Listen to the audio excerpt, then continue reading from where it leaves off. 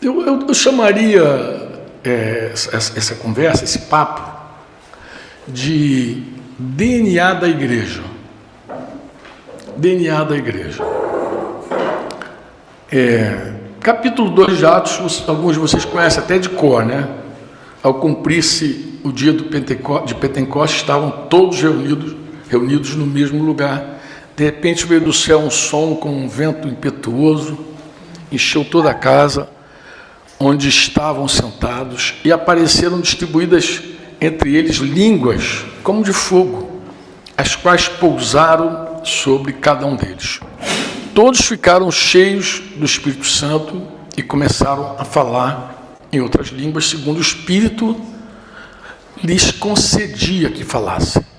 Estavam morando em Jerusalém judeus, homens piedosos, vindos de todas as nações debaixo do céu. Assim, quando se fez ouvir aquela voz, afluiu a multidão, que foi tomada de perplexidade, porque cada um os ouvia falar na sua própria língua. Estavam atônitos, se admiravam, dizendo: veja, não são galileus todos esses que estão falando? Então, como os ouvimos falar, cada um em nossa própria língua materna? Aí eles começam a citar aqui as nações que estavam presentes. É para que você entenda, talvez alguns leiam assim, não entendo essa parte, mas é simples assim. Até hoje é possível isso acontecer. Por quê? Porque como os judeus foram dispersos pelo mundo, né? Como os judeus foram dispersos pelo mundo, uma diáspora já de muitos anos que eles experimentam. Imagina uma família que vai para os Estados Unidos. Essa família de judeus lá, além de preservar, se for uma família tradicional, vai preservar o idioma natal, mas vai aprender o inglês. Aí uma outra família foi para a Itália, além de preservar o idioma natal, vai falar italiano. Aí uma outra família foi para o Brasil, além de falar o idioma natal, fala português. Então, o que aconteceu naquele ano no Pentecostes? O Espírito Santo tocou uma trombeta, obviamente, e trouxe judeus de todas as partes do mundo, aqueles que estavam dispersos, e vieram para Jerusalém. Em geral, eles tinham 2 idiomas. Eles tinham o idioma da terra natal deles, lá, da onde eles cresceram, tal, e o idioma comum ali, muito provavelmente o aramaico, né? Porque esses judeus, inicialmente, eles não falavam hebraico, por incrível que pareça, né? Por conta também do cativeiro babilônico e do outro cativeiro lá. O pessoal de Samaria ia falar grego ali, aquele pessoal ali, por conta do cativeiro da Síria. Então, por conta disso, eles tinham era pelo menos bilíngue. Podia ser, alguns podiam falar mais de 2, 3 idiomas, mas pelo menos mais um idioma eles conheciam. O que aconteceu naquele dia é que o Espírito Santo veio sobre os irmãos, e os irmãos, aquele grupo que estava ali orando, começou a falar em várias línguas, mas estava falando justamente das línguas da onde eles vieram. Imagina, um falando inglês, outro falando italiano, outro falando português e tal. E ele falou: mas peraí, alguma coisa está errada. Essa galera não é toda daqui, de Itapetí? De Porto, eu não conheço esses caras desde que nasceram, esses caras não... Não, cara, o que eles estão falando? Eles estão falando no nosso idioma, lá de onde a gente veio. Isso que aconteceu. A admiração deles era essa. Não são todos daqui, todos galileus? Não. Por que estão falando aí? Tão bem. Então, como os ouvimos falar, cada um em nossa própria língua materna? Aí eles vão dizer: somos partos, medos, elamitas, e os naturais da Mesopotâmia, Judéia, Capadócia, Ponto e Ásia, da Frígia, da Panfilha, do Egito e das regiões da Líbia, nas imediações de Cirene, e romanos que aqui residem. Tinha tudo ali. Tanto judeus como prosélitos, cretenses e árabes. Tu vê que aquela festa estava recheada, né? Deus juntou todo mundo ali no Pentecostes ali. Bem, como os ouvimos falar sobre as grandezas de Deus em nossas próprias línguas? Essa era a dúvida dos caras. Bem, todos atônitos, perplexos, perguntavam uns aos outros: e o que será que isso quer dizer? Outros, porém, os mais confusos, que não entendiam nada do que estava sendo falado, ficaram zombando, e depois os caras já estão bêbados. Quer dizer, uns entendiam claramente, outros falaram, pô, esses caras estão bêbados. Pô, esses caras falando mesmo. Imagina um monte de gente falando de língua que você não entende. Vai dizer, esses caras estão chapados, né? Então Pedro se levantou, junto com os 11, e erguendo a voz, dirigiu-se à multidão nestes termos: homens da Judéia, e todos vocês que moram em Jerusalém, tomem conhecimento disto e prestem atenção no que vou dizer. Estes homens não estão bêbados, como vocês estão pensando, porque são apenas 9 horas da manhã. Mas o que está acontecendo é que foi dito por meio do profeta Joel. E aqui Pedro vai explicar o que estava acontecendo. E acontecerá nos últimos dias, diz Deus, que derramarei o meu Espírito sobre toda a humanidade. Eu gosto dessa versão, toda a humanidade, porque a versão antiga diz toda a carne, mas parece que o original é toda etnia, é toda raça, é toda gente. Então é toda humanidade, toda raça, toda etnia. Os filhos e as filhas de vocês profetizarão. Os seus jovens terão visões e os seus velhos sonharão. E até sobre meus escravos, sobre meus servos e sobre as minhas servas derramarei do meu espírito naqueles dias e profetizarão. Eu queria parar aqui para fazer um comentário com vocês, que é algo que me acompanha já há algum tempo, mas nesses dias voltou com força. O que é? Bem, Pedro explicou o que estava acontecendo e disse que aquele momento ali da inauguração da igreja, da família, do corpo, do templo, do exército, era o que Joel havia profetizado. Talvez para nós, a gente lê assim, a coisa não faça assim muito sentido. Assim, o Espírito se derramará sobre toda a etnia, toda a carne. A gente sabe disso, não. Não é tão simples assim. Pensa da seguinte maneira: eram todos judeus. O judeu, por si só, já era sectário. Ele, por exemplo, no meio deles próprios, eles rejeitavam os samaritanos, que eram misturados. Então, para eles, judeu puro é uma coisa e judeu misturado é outra coisa. Então, eles já rejeitavam. Vocês lembram? Que eles não queriam nem passar em Samaria. Eles preferiam fazer o caminho mais perigoso, que era 27 quilômetros de Jerusalém, por exemplo, a Jericó, onde Jesus conta aquela história. Alguns dizem que é parábola, dizem que é a história do bom samaritano, lembra?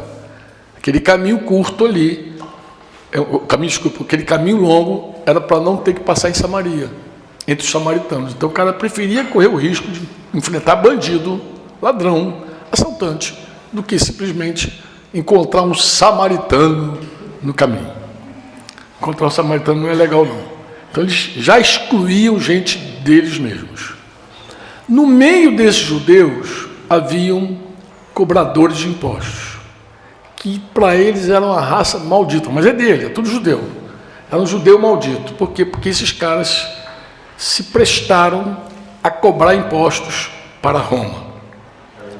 E aí, o publicano era aquele cara que eles tinham tanta bronca, se um publicano bebesse num copo, aquele copo já não te servia mais. Porque copo que publicano bebe, você não usa. O De Chose retratou ali um pouco a história de Mateus. Eu vi agora, estava vendo a temporada, acho que é a 5ª temporada, né? Eu vi que o cara estava cuspindo no cobrador de imposto, mas o judeu era capaz de fazer aquilo e muito mais, né? Histórica, eles odiavam os publicanos. Jesus ter comido na casa de um chefe de publicanos, Zaqueu, era cúmulo, nada, era a coisa mais berrante para eles. Agora tu vê, isso tudo no meio dos judeus. Agora no meio dos judeus tinham as mulheres, mas não vou falar das mulheres ainda não. Vamos falar das etnias. Toda etnia. Você diz amém ou não? Olha como isso é forte. Pedro, tempos depois, é chamado pelo Senhor, enviado pelo Senhor a ir na casa de um gentio. Ele precisava ir, porque ele tinha a chave do reino. Lembra que Jesus falou que a chave do reino estava com ele? Paulo foi o apóstolo aos gentios, mas quem abriu a porta para os gentios foi Pedro. Pedro que foi lá, Pedro que visitou os gentios, Pedro que entrou na casa dos gentios. Pedro chegou lá assim, desculpa a comparação, mas ele chegou ali meio como Jonas e Nínive. Tá bom, o que eu vou falar? Ele não estava muito afim de falar, não estava afim de entrar. Deus convenceu ele para entrar, começou a falar, e diz a Escritura, diz Atos, Lucas diz, que enquanto Pedro falava, o Espírito Santo, pum, batizou todo mundo com o Espírito Santo. E aí Pedro, o argumento que ele usa para se defender em Jerusalém foi o seguinte: bem, eu não posso negar água a quem Deus deu o Espírito. E assim ele encerrou a questão da visita por ter entrado na casa de um gentio. Mas não foi ele que disse que o Espírito ia se derramar sobre toda a carne, toda a humanidade, toda a etnia. Eu pergunto a vocês, como é que a gente é capaz de, em algum momento, falar da Bíblia, o que a Bíblia diz, em outro momento a gente resistir o que a Bíblia diz? A Flecha canta uma canção que diz que a mensagem supera o instrumento.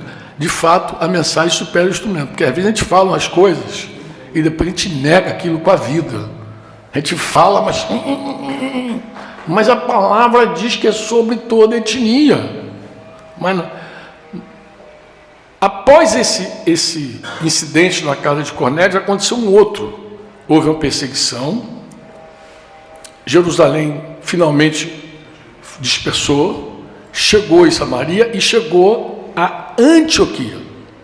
Quando chega em Antioquia, e eles só pregam para judeu, mas aí alguém quebrou regra, um desavisado pregou para um grego. Pregou, o grego se converteu, daqui a pouquinho a gregada toda chegou. Chegaram os gregos, e aí os apóstolos enviam um camarada chamado Barnabé para ir lá. Não mandou Pedro, não mandou Tiago, não mandou João, mandou Barnabé. E sabe qual é o testemunho que eles dão de Barnabé? Pode ler depois em Atos lá. Era um homem bom, cheio do Espírito Santo. Esse camarada chegou lá e ficou feliz de ver os gregos convertidos. Cheio da graça, consolou, edificou, animou a fé. Era um profeta ele. Animou a fé da galera e depois foi buscar Saulo de Tarso para compor. Atos 13 diz que havia em Antioquia profetas e mestres. Começa com Barnabé e termina com Saulo, a listinha que estava lá em Antioquia. E Antioquia se tornou, como vocês sabem, vou usar a expressão de Mitian, um centro de obras. Virou uma base missionária que enviou a gente para tudo que é lugar. Na verdade, os primeiros missionários apóstolos do Espírito Santo, Barnabé e Saulo, saíram dali. Depois Saulo, Paulo e Barnabé saem dali. Mas em suma, é sobre toda a etnia?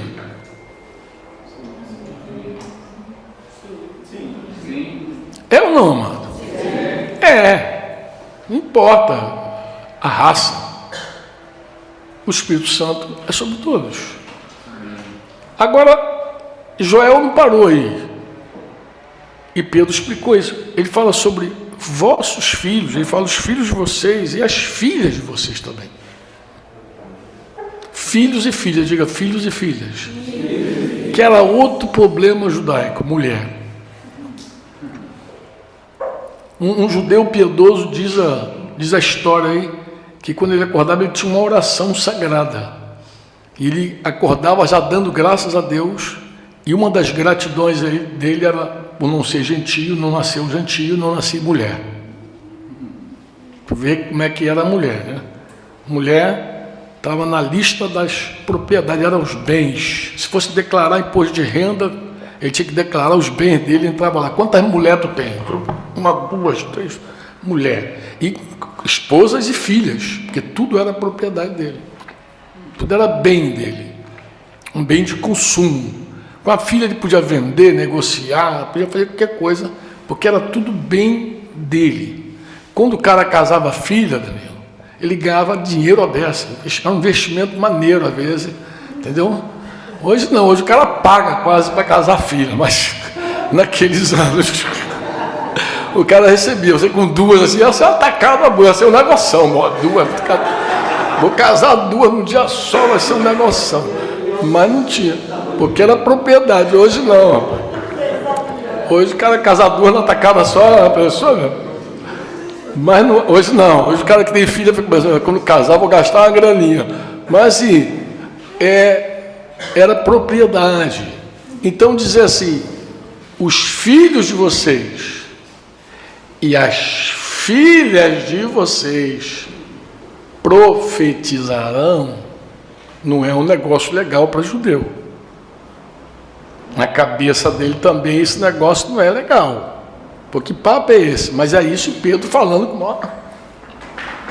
E você percebe que Pedro mesmo, ele não desenvolve esse ministério com as mulheres, como Paulo. Eu vi outro dia, ou eu li, acho que eu li num livro, que Paulo, em suas cartas, chegou a citar mais de 80 nomes. A soma de todas, ele citou 80 pessoas. Mais de 80. Vale a pena pesquisar isso, Gui. E eu garanto a você, dessa lista tem várias mulheres.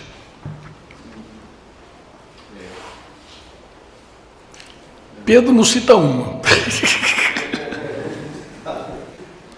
Não. Parece que Paulo rompeu mais com a religião judaica. Ele ficou mais livre. Ele não era do extremo do legalismo, nem do extremo da libertinagem dos gentios. Ele era aquele cara que entendeu a vida e a plenitude de Cristo na pessoa. Parece que ele compreendia melhor o DNA da igreja. E aí ele não tinha esse preconceito todo que os homens tinham naqueles anos e que ao longo da história você vê que a mulher está sempre preterida, sempre, até hoje assim. Desculpa, tá, irmãs, mas até hoje eu vejo de vez em quando. Eu vim de uma reunião, tem que falar isso para ficar gravado, né? Eu vim de uma reunião com o presbitério lá de Brasília, lá, os irmãos estavam perguntando algumas coisas. Eita, foi uma reunião quente. Mas Fonseca foi comigo, eu tinha que ministrar num grupo de uma comunidade muito querida chamada Docmus, lá em Brasília, os irmãos é Docmus mesmo, né, Giovanni? Eu fui lá e tal. Acho que nesse dia eu estava lá. Acho que foi no finalzinho, os irmãos fizeram uma ceia. E eu acho muito bonitinho lá no meio deles, lá dos irmãos, porque eles assim, tu percebe que onde está o pastor, está a pastora. Assim, eles fazem isso muito casalzinho, né? Então, cada pastor que se envolve no serviço, eu percebo que está marido e mulher. Assim, os dois são. É o jeitinho deles de fazer. E chegou a hora da ceia, o pastor foi celebrar a ceia, ele está com a esposa do lado. E eu estou com o Fonseca aqui do meu lado. E a gente tinha outros irmãos, mas Fonseca estava bem do meu lado. E aí foi muito legal, foi assim. O cara pegou a palavra, abriu a Bíblia, fez a abertura, falou legal. Passou a palavra para a mulher. Meu irmão, quando a mulher começou a falar, o céu desceu. Eu falei para Fonseca, Fonseca, parece que Deus errou a mão, hein? Aí ele, não é, cara. Eu falei, então, cara, a mulher é mais claro o dom dela do que dele. Ela tem mais palavra do que ele. Ela é muito mais clara do que ele, comunica melhor do que ele. E aí, Fonseca, o que a gente faz? Se alguém, não, mas está do lado do marido, está protegido. Mano, quando você lê um livro de uma mulher, eu recomendo, inclusive alguns, estou até recomendando aí que uma mulher escreveu, chamado Dinheiro, Fama, Influência, como a cultura da celebridade tem enfraquecido a igreja. É de uma mulher, uma jornalista. Quando você lê, você está recebendo uma pregação, uma mensagem de uma mulher. Só que está em forma de letra. Mas ela é como se ela estivesse escrevendo uma carta para você e dizendo como ela vê o presente século. Mas eu vejo ainda muito preconceito entre nós. Pô. Muito preconceito. Paulo fala para Timóteo lá sobre diaconisas. Aí os irmãos até concordam. Não, diaconisa, né, caramba? Diaconisa. Que aí fica, não sei o que você pensa de diaconisa. Ele deve pensar que é uma mulher que fica na porta deixando o pessoal entrar.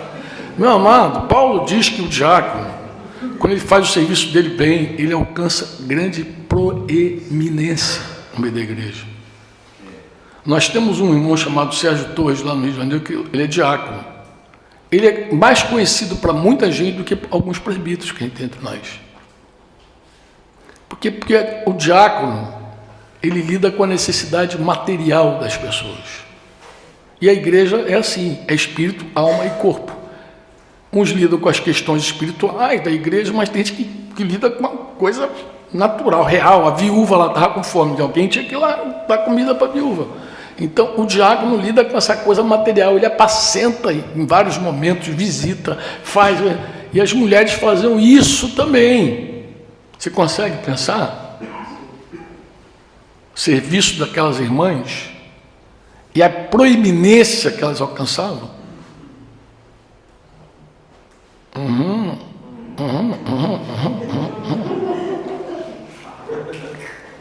Não. E depois, se você pegar a lista de Paulo falando das mulheres, as recomendações que ele dá para algumas, se você parar para pensar, meu Deus do céu, essas mulheres. Hoje eu falava com os irmãos, falei, irmãos, a Bíblia nunca erra, pode ter certeza, assim, eu digo, nunca erra. As ordens das coisas estão ali, porque tem um significado, tem uma importância, né? Então, por exemplo, quando fala do casal Áquila e Priscila, aparece Priscila e Áquila. Oxente, bichinho, Priscila e Áquila. Por que Priscila e Áquila? Não, porque não Áquila e Priscila? Eu já sou lá um cara. Eu não gosto nem de convite quando vem o nome da mulher na frente. Olha como é que eu sou, macho. Sou meio oriental. Tem que perguntar primeiro pelo marido, depois pela esposa. Pô, cara, ele sabe mesmo, amor, sou chato pra caramba. Não, a mulher tá. Pergunta pelo marido, depois pela mulher, para que perguntar a mulher. Então, assim, mas a Bíblia aí não foi muito do meu jeito, não. Saiu do meu jeito, da minha forma. Colocou Priscila na frente de Áquila. Mas o que eu percebo, irmãos? Eu percebo o seguinte, que nós ainda.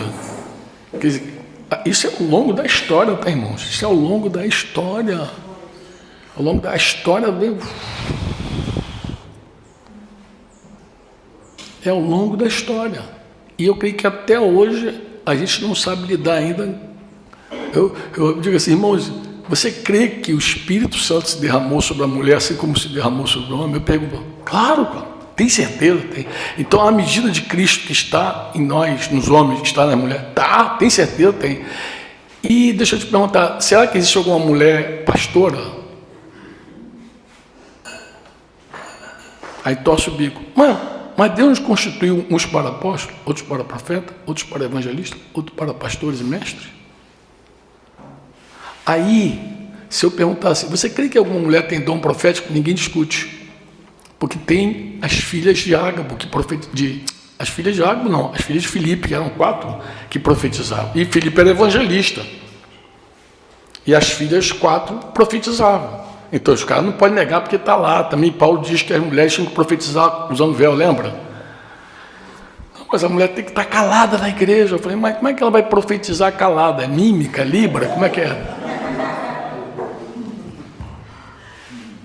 Como é que ela profetiza? Então, ainda é um negócio que parece que a gente não digere. Mas por que eu estou falando sobre isso? Eu estou falando o seguinte, quando a gente ordena um pastor,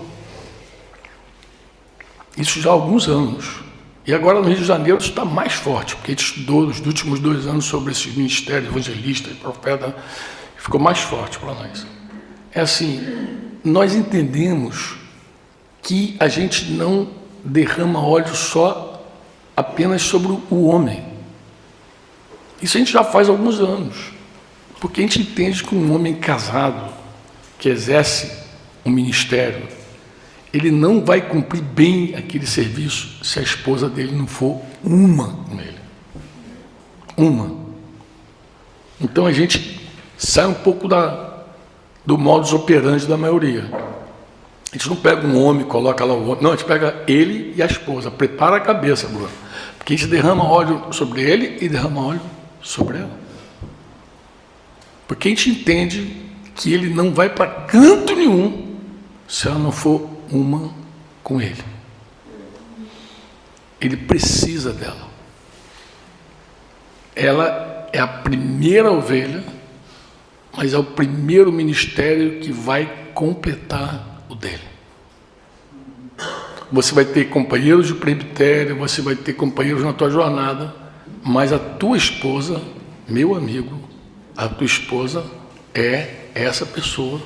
Não é só, você não deve olhar para ela como minha ajudante, ajudante de ordem. Não, ela é alguém que possui um dom, um serviço, uma graça de Cristo, que completa o teu ministério perfeitamente.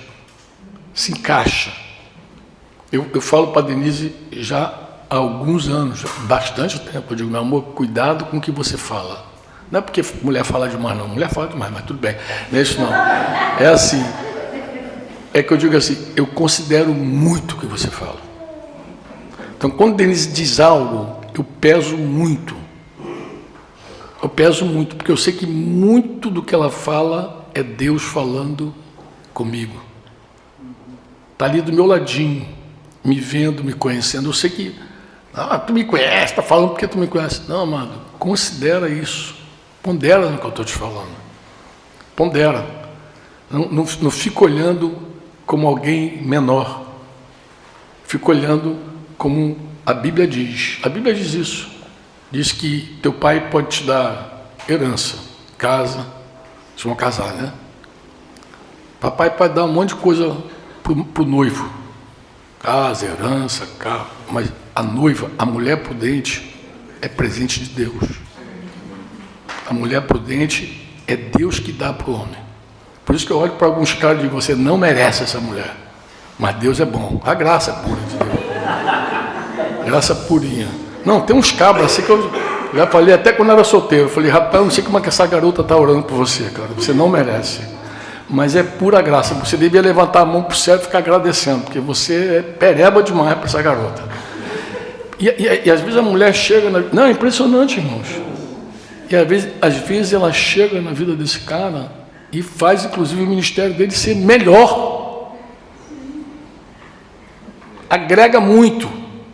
Se você for sincero mesmo, franco, sem trocadilho, você vai dizer assim, cara, ai de mim se não fosse essa mulher que Deus me deu.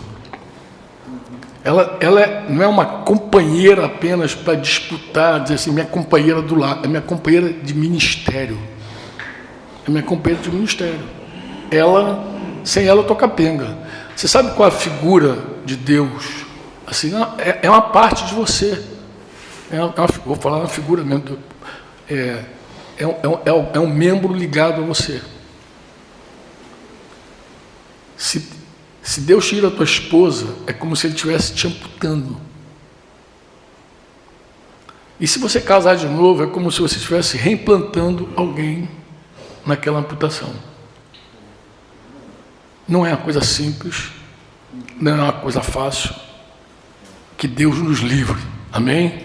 Amém. Que a gente possa viver muitos bem velhinhos. Embora ter uns velhinhos se vergonha, tudo aí. Mas que Deus nos preserve e nos dê. Queria falar isso com você. Eu podia seguir dizendo que naquele dia ele também falou jovens e velhos. Porque o judeu também tinha preconceito com os novos. Para o judeu, a sabedoria está com os velhos. Eu acho que é Eclesiastes, se não me engano, 4:13, alguém confere para mim. Eu acho que ele vai dizer que é melhor um jovem pobre e sábio do que um rei velho e tolo, que não se permite mais ser admoestado. Esse texto mesmo que eu falei, é ou não? 4:13. É isso mesmo?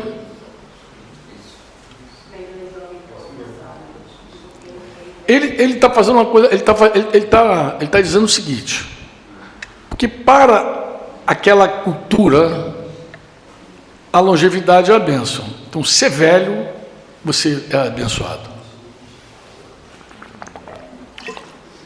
Ser velho significa que você é sábio.